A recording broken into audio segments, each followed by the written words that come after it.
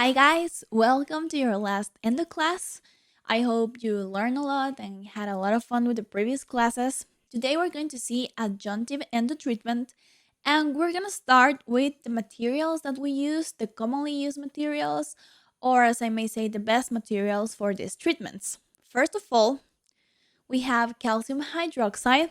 This is one of my favorite images because you'll always remember this. This one stimulates the secondary odontoblasts to repair with dentinal bridge formation. That's why I put a bridge in there so you can remember every time you hear calcium hydroxide, you'll remember dentinal bridge. This basically means that the calcium hydroxide stimulates the odontoblasts to produce more dentin.